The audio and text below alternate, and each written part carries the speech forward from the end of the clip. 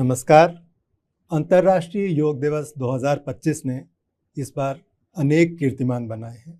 इस पूरे आयोजन की केंद्रीय भूमिका में थे आयुष मंत्रालय और उस आयुष मंत्रालय की केंद्रीय भूमिका में आयुष मंत्री और आयुष सचिव। आज हमारे साथ में हैं वैद्य राजेश कोटेचा जी। सर, आपका बहुत बहुत स्वागत है। आपने समय निकाला, इसके लिए फिर से आभार।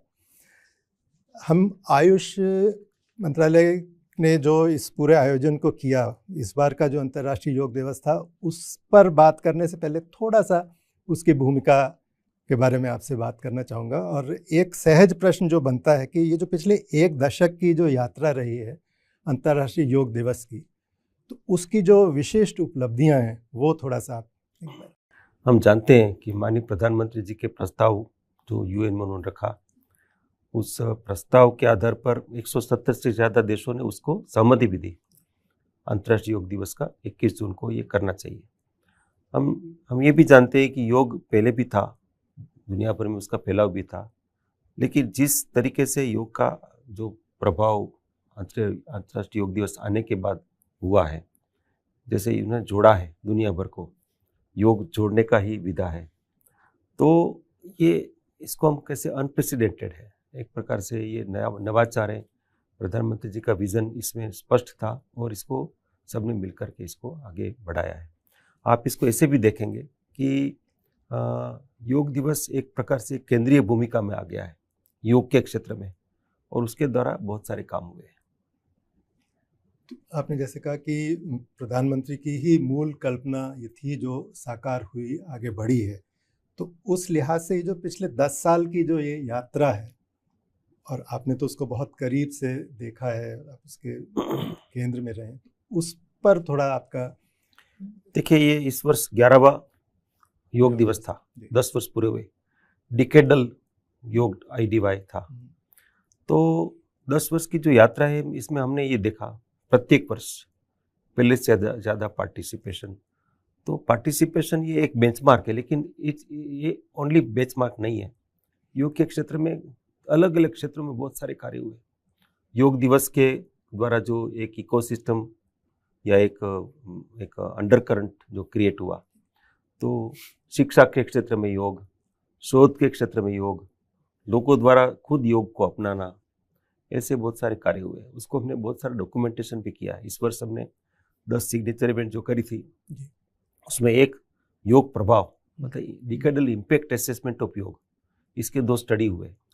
तो आपको जानकर के बड़ी प्रसन्नता होगी कि एक स्टडी था सेकेंडरी डाटा के बेस पर था, क्या रिसर्च हुआ, एजुकेशन में क्या पेनिट्रेशन हुआ, मल्टीफोल्ड हुआ है, और हाई एंड पब्लिकेशंस हुए हैं, मल्टी सेंटर जिसको गोल्ड स्टैंडर्ड स्टडीज हुए, ऐसे इसकी संख्या बहुत ज़्यादा बढ़ी है, मल्टीपल टाइम्स बढ़ी है। क्लिनिकल ट्रायल्स, इसको गोल्ड स्टैंडर्ड स्टडीज कहते हैं। जो प्राइमरी स्टडी, जो प्राइमरी डाटा के आधार पर स्टडी हुआ, उसमें ये पता चला कि लगभग 35% भारत के परिवार में कोई ना कोई कभी न कभी योग करता है। उसमें से 10% में ऐसा है कि रोज योग होता है। बहुत बड़ा आंकड़ा है। हमारे देश की आबादी 140 करोड़ है। 35% किसी न किसी तरह से योग से जुड़े हुए हैं, और 10% से ज़्यादा लोग रोज योग करते हैं। बहुत बड़ा है, बहुत बड़ा आंकड़ा है। तो लगभग 14 करोड़ लोग रोज योग करते हैं। तो ये बहुत बड़ा आंकड़ा है। और एक्चुअली इसको ऐसे भी इन्फर कर सकते हैं कि योग, हम जानते हैं कि योग के स्वास्थ्य पर बहुत सारे बड़े प्रभाव है। माननीय प्रधानमंत्री जी ने कई मौके पर, कई बार कहा है कि योग जो है वो 0 प्रीमियम का इंश्योरेंस है। तो 1 पैसा खर्च नहीं करना, लेकिन वो आपके स्वास्थ्य का ध्यान रखता है। मुझे लग रहा है ये मैसेज नीचे तक ट्रांसमिट हुआ है। लोग अपने स्वास्थ्य के लिए, अपने खुद के डेवलपमेंट के लिए बहुत सारे क्षेत्र में योग का प्रयोग करते हैं, और उसका लाभ भी हुआ है, स्वास्थ्य का लाभ भी हुआ है। और हम अभी इसी को देखते हुए एक अभियान की तरह प्रत्येक घर में योग पहुंचाना, प्रत्येक घर में आयुर्वेद पहुंचाना, आयुष पहुंचाना, उसके लिए हम एक बड़े स्तर पर कार्य योजना की तैयारी कर रहे हैं। शोधपरक चीज़ें भी हुई सिग्नेचर इवेंट्स में, इस तरह से उसको किया गया कि चीज़ें एक बिल्कुल स्पष्ट रूप से सामने निकल कर आए जी। तो उसका इस बार के आयोजन में तो ये केंद्रीय भूमिका में रहा है, लेकिन इससे पहले भी जो ये पूरी जो 10 साल की यात्रा है, तो उसमें भी शोध बढ़ाने में, अलग अलग क्षेत्रों के लोगों को इसके साथ जोड़ने में भी इस योग दिवस की भूमिका किस तरह से रही वो? जैसे मैं आपको उदाहरण देता हूँ कि हमने योग दिवस के ये एक दिवस का ही योजना नहीं है। हम लोग क्या करते हैं, 100 दिन 100 डेज के पहले से प्रारंभ करते हैं। तो उसके 100 डेज के अंतर्गत हम बहुत सारे कार्यक्रम करते हैं और अलग अलग स्टेक होल्डर्स के साथ बात करते हैं। जैसे हमने 2019 में जैसे मेनोपॉजल सोसाइटी ऑफ इंडिया के साथ मिलकर के काम किया था, उदाहरण दे रहा हूँ, ऐसे बहुत सारे। तो महिलाएं जो मेनोपॉज में जाती है उनके लिए कुछ स्वास्थ्य समस्याएं होती है या उनको क्या ध्यान रखना चाहिए, उसके लिए स्पेसिफिक योग मॉड्यूल हमने बनाया, स्टैंडर्डाइज किया। उस सोसाइटी ने उसको टेकअप किया और उसको देश भर में महिलाओं के लिए स्पेसिफिक, उस आयु की महिलाओं के स्पेसिफिक योग को आगे बढ़ाया। ऐसे योग ओलंपियाड हुआ एज एन आउटकम। तो योग ओलंपियाड अब स्कूल एजुकेशन डिपार्टमेंट इसको ऑन कर रहा है। देश भर में सभी विद्यालयों में योग ओलंपियाड होता है। तो उसका ब्लॉक स्तर का, जिला स्तर का, फिर राज्य स्तर का, फिर राष्ट्रीय स्तर के उसके योग ओलंपियाड होते हैं। इस बार योग ओलंपियाड के जो विनर्स थे वो प्रधानमंत्री जी के साथ विशाखापट्टनम में उन्होंने, बच्चे सब आए, उन्होंने योग किया, प्रधानमंत्री जी सबको मिले भी। ये एक आउटकम का उदाहरण है। एक उदाहरण है योगासन स्पोर्ट्स में ले जाना। तो बहुत वर्ष से इस पर मंथन चल रहा था और स्पोर्ट्स मिनिस्ट्री ने आगे बढ़ करके, आयुष मंत्रालय ने भी सहयोग किया, लेकिन स्पोर्ट्स मिनिस्ट्री ने इसको टेकअप किया और योगासन एज ए सेपरेट स्पोर्ट उसको आइडेंटिफाई किया, उसको मान्यता दी। उसके कारण इंडियन ओलंपिक एसोसिएशन ने उसको एडॉप्ट किया। एशियन योगासन चैंपियनशिप भारत में हुई और इसमें से मतलब 100 में से 86 मेडल भारत को मिले। एक प्रभावी आंकड़ा है, उसका नया आयाम बना। और अभी नई जो आने वाली एशियन गेम्स में उससे एक डेमो स्पोर्ट के रूप में योगासन का इनकॉर्पोरेशन हुआ। तो भविष्य क्या है इस दिशा में आगे बढ़ने पर, कि आगे जाके एशियन गेम्स में आएगा, उसके बाद कुछ वर्षों के बाद ओलंपिक्स में भी आएगा।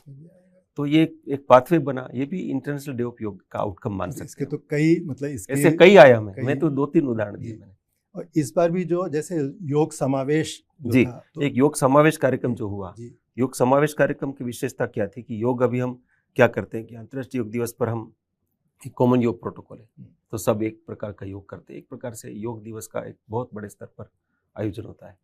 एक योग समावेश में जैसे दिव्यांग लोगों के लिए योग, छोटे बच्चों के लिए योग, जेरियाटिक पॉपुलेशन, वृद्ध जनों के लिए योग, या योग फॉर डायबिटीज, योग फॉर हाइपरटेंशन, वो सबका स्टैंडर्डाइजेशन हुआ। उसका बड़े स्तर पर उसका एक प्रकार से प्रसारित भी हुआ। एक दूसरा योग समयोग करे का कार्यक्रम हुआ। तो आपने रिसर्च की बात करी, तो ऐसे इतने सारे हाई एंड एविडेंसेस आए हैं। अब उसको it is time to get it translated to public health.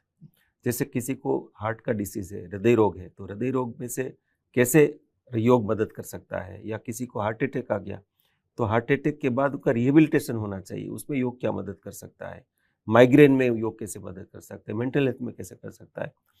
इन सभी क्षेत्रों में योग के बहुत बड़े बड़े एविडेंसेस आए हैं। Now it is time to get it translated. तो उसके लिए हम स्वास्थ्य मंत्रालय के साथ, department of health research, ICMR के साथ मिलकर के काम कर रहे हैं और मुझे पक्का विश्वास है कि अगले कुछ समय में इस प्रकार के योग जो है वो पब्लिक हेल्थ डिलीवरी के सिस्टम का एक मेन स्ट्रीम का पार्ट बन जाएगा। आपने इसके वैज्ञानिक आयामों का भी किस तरह से जोड़कर ये योग के साथ और इस अंतर्राष्ट्रीय योग दिवस के साथ जोड़ा जाए उसको, तो ये एक जन सहभागिता तो बढ़ती जा ही रही थी, इस बार भी बढ़ी, लेकिन ये वैज्ञानिक पहलुओं पर जोर देने का इस बार एक विशेष प्रयास जो रहा, उसका विशेष कारण? नहीं, actually it is time to get it translated. स्वाभाविक है कि जब इतने सारे कार्य हुए, हमारे जैसे एम्स में एक centre of integrative medicine research है, उन्होंने योग के ऊपर इतने सारे काम किए, इतने सारे पब्लिकेशन आए, तो it is time to get it translated in public health. जैसे योग को हम पब्लिक हेल्थ में लेके आते हैं, हम जानते हैं कि लोग अपने स्वास्थ्य का स्वयं ध्यान रख सकते हैं योग के माध्यम से, तो क्यों ना उसको लेके आए, ये थॉट प्रोसेस थी। और it is time, decadal as a 10 वर्ष हुए, तो 10 वर्ष के पर अंतर पर कुछ बहुत बड़ा कार्य होना चाहिए, ऐसा माननीय प्रधानमंत्री जी ने हमें मार्गदर्शन दिया। उन्होंने खुद ही रिव्यू किया 4 महीना पहले और उसी समय इसकी योजना प्रारंभ हुई।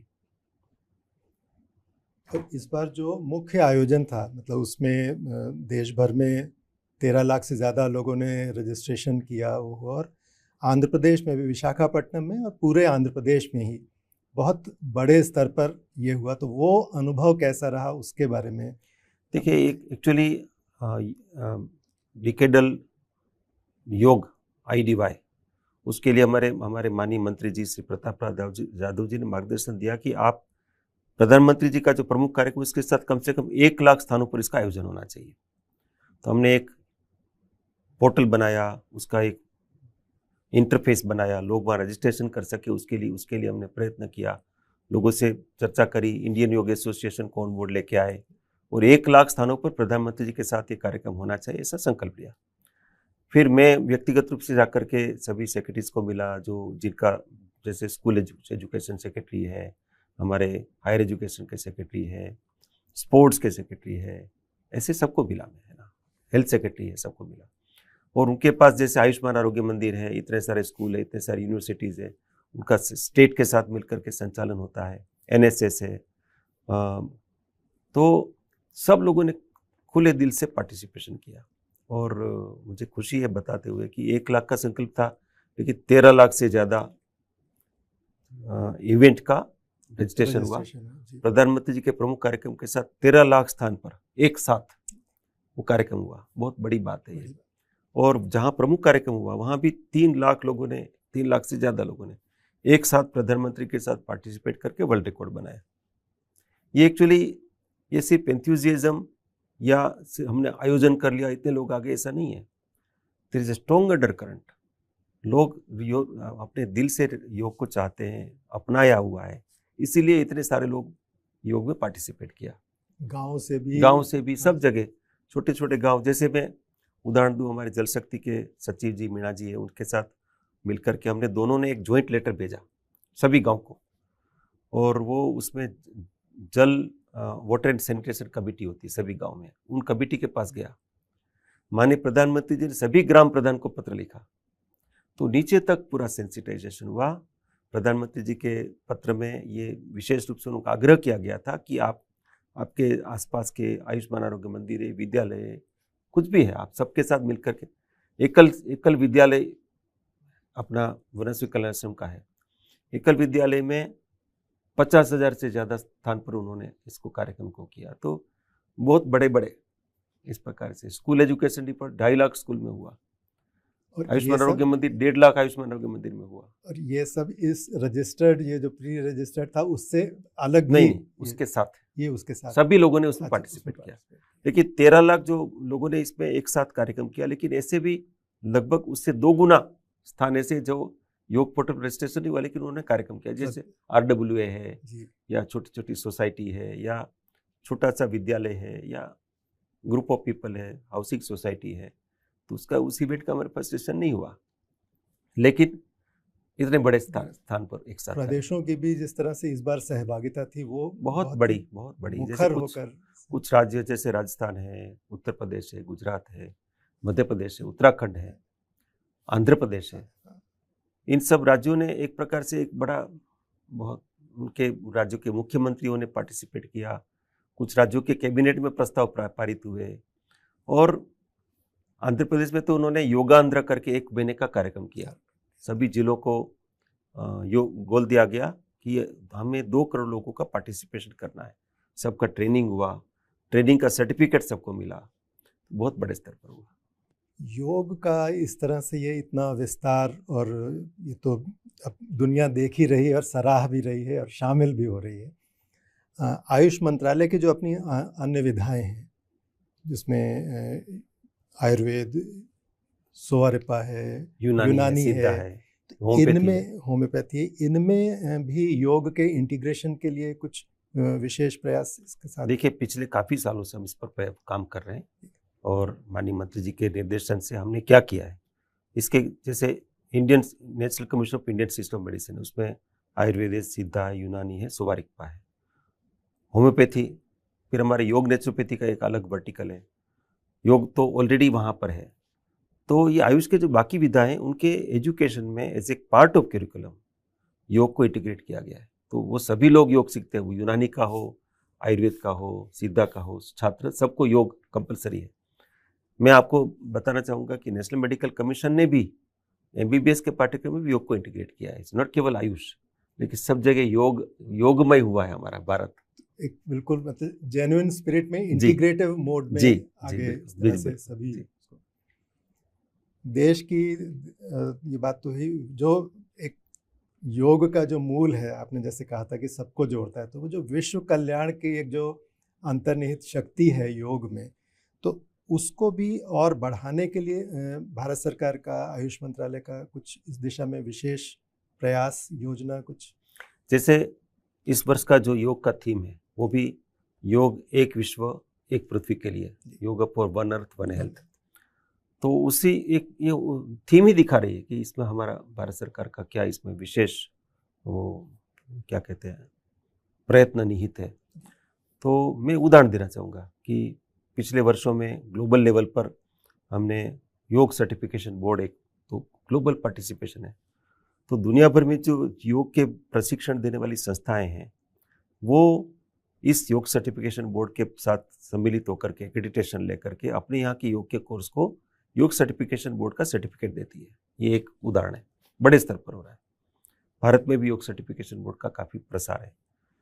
ऐसे WHO के साथ मिलकर के हमने योग के बेंचमार्क बनाने का एक संकल्प लिया है। WHO is preparing A benchmark document for योग ट्रेनिंग एंड योग प्रैक्टिस, दोनों वो तैयार है, रेडी टू बी लॉन्च्ड, कभी भी वो फाइनल हो जाएगा। इसमें प्रक्रिया क्या है कि ये मल्टी कंट्री, क्योंकि मेंबर स्टेट्स का कंसल्टेशन करते हैं, सबका समावेश करके सबके साथ सहमति बना करके इस प्रकार के डॉक्यूमेंट रिलीज होते हैं जो दुनिया भर में मान्य होते हैं। तो अभी मैं बताना चाहूँगा कि WHO का ये इस प्लेटफॉर्म पर हमारे भारत सरकार के सहयोग से योग के बेंचमार्क डॉक्यूमेंट तैयार है, कभी भी रिलीज होगा। तो ये एक दूसरा प्रमाण है कि कैसे ग्लोबल लेवल पर। तीसरा, आप योग इकोनॉमी देखिए, कॉमर्स इन योग, तो बहुत बड़ा है और हम उसमें भारत जो है उसको लीडरशिप पोजीशन में लेके जाने की इच्छुक है। हमारे योग प्रशिक्षक के दुनिया भर में फैले हुए हैं। आप जानते हैं कि बहुत सारे स्टार्टअप्स हैं वो योग के प्रशिक्षण को ग्लोबल ऑडियंस को योग की कक्षाएं देते हैं और ये बहुत बड़ा कॉमर्स का एरिया है। AI इन योग, तो जैसे कुछ भारत में स्टार्टअप्स है, वो जैसे एक योगीफाई करके एक कंपनी है, ऐसे भी बाकी भी है। तो उन्होंने क्या किया है कि AI बेस्ड मैट बनाई, योग मैट। तो आप उस पर योग करते हैं तो आपका कितना कैलोरी खर्च हुआ, कितना व्यायाम हुआ, वो आपके बहुत सारे इंसाइट्स, आपका हार्ट रेट कितना है, HRV कितना है, ये सब आपको बताता है और इसका डिमांड दुनिया भर में है। तो योग प्रशिक्षक as a human resource, export of human resource and export of products and services, ये बहुत बड़े स्तर पर भारत से हो रहा है और ये भी योग दिवस का एक आउटकम है। अब आप देखिए कि 10 वर्ष में अभी हमारे जो योग प्रशिक्षक है, जो जिन्होंने योग का ट्रेनिंग लिया है, उनकी डिमांड कितनी बड़ी है। अभी आपको व्यक्तिगत कक्षा के लिए योग प्रशिक्षक चाहिए तो दिल्ली से जैसी जगह पर तो बहुत पैसा खर्च करना पड़ता है। देश भर में यही हाल है। अच्छे योग प्रशिक्षक जो है वो उसमें बहुत, मैं आपके माध्यम से कहना चाहूँगा कि ये भी एक नया कैरियर का एवेन्यू है, इसको एक बार एक्सप्लोर करना चाहिए। सात्विक प्रोफेशन है और आप योग प्रशिक्षक बनेंगे तो बहुत सारी अपॉर्चुनिटीज है। योग को लेकर, योग अंतर्राष्ट्रीय योग दिवस के आयोजनों को लेकर आपसे जो पूरा उसके एक ऐतिहासिक परिप्रेक्ष्य में भी और इस बार के आयोजन के बारे में आपसे इतनी विशिष्ट और उपयोगी जानकारियाँ से मिली, इसके लिए आपका बहुत बहुत धन्यवाद, बहुत आभार। धन्यवाद संजय, नमस्कार। तो ये थी हमारी आज की कड़ी। इनके बारे में और भी आयामों पर बात करेंगे इसी विशेष पॉडकास्ट श्रृंखला की अगली कड़ी में।